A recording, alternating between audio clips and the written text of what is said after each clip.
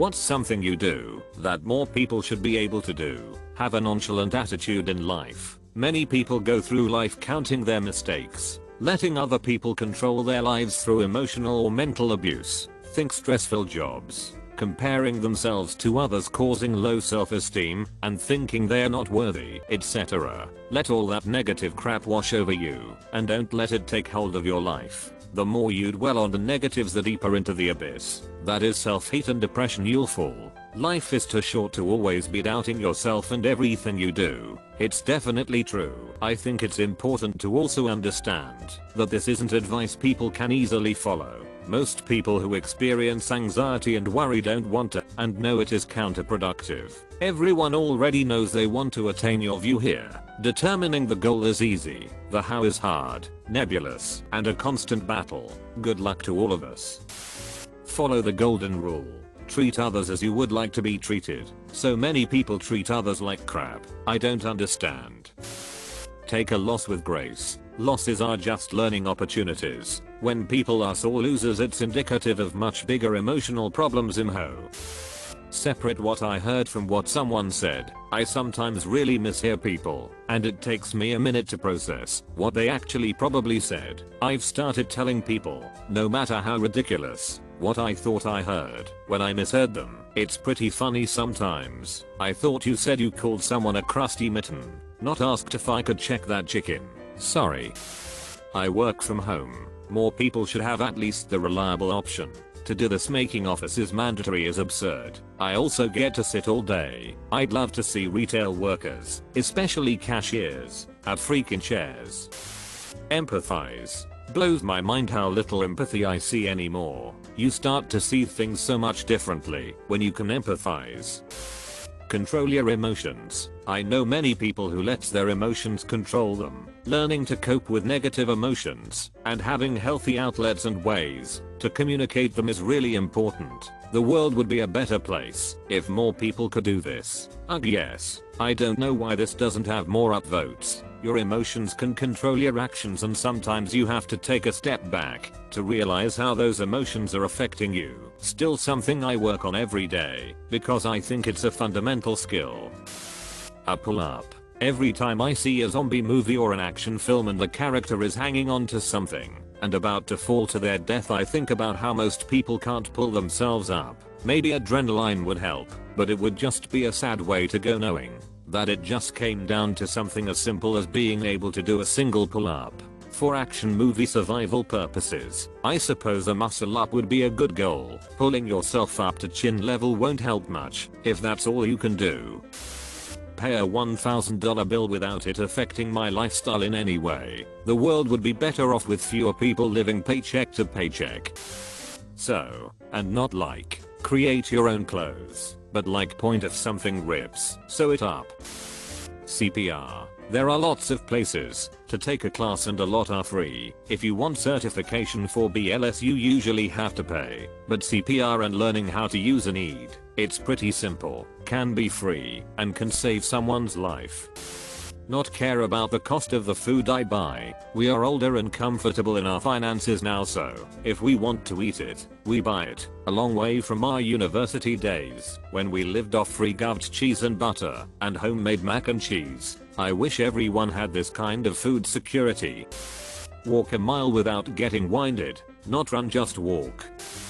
Being able to love yourself for who you are. As a fat woman with autism, I've plenty of things I could be harshly critical of, but after having kids I just said screw it. I want my kids to have a confident mum. So I bought a bikini that I look damn good in and went out and had fun. Just today I dropped a glass water bottle on the floor in a supermarket and it shattered everywhere. I laughed it off and helped the clerk clean up. I just don't take everything so seriously anymore. I don't judge other people non-stop, so I stopped doing it to others. All men should be able to cook. I don't know why this is a gender thing. When I was younger, my parents started staying in Florida for the winter and I stayed behind. And I decided I'm not going to eat pizza and instant meals all winter long.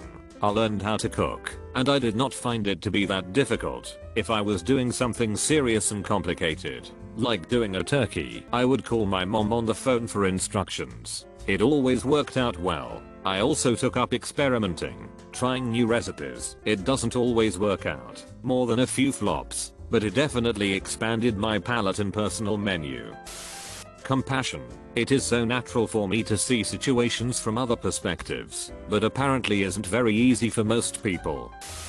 Growing up on a farm meant I got to shoot a lot. Learning how to shoot and how to do it well is just such a fun experience. I do wish more sane and non-criminal live somewhere where they can go outside and shoot 400 plus yards if they want. I'm not much of a hunter anymore, and I'm not into all the tactical self-defense stuff either. I just love target shooting. I've never had more fun than spending an entire day shooting clay portions with my friends. It's just my opinion, but changing tires. Just few days ago I watched 5 to 6 adults struggling to remove a tire from the place it was located in the car, and then them spending over 1 hour trying to put the new tire. Basic problem solving. I feel like people take no effort to solve a problem. They just immediately give up or find someone to solve it for them. Whenever my car breaks down I fix it myself. I have saved like $7,000 plus over the last 6 years. You'd be surprised how easy it is. How to use Google for simple problem solving, i.e. what time does the grocery store open? How to change a light bulb? Or how do I send an email in Outlook?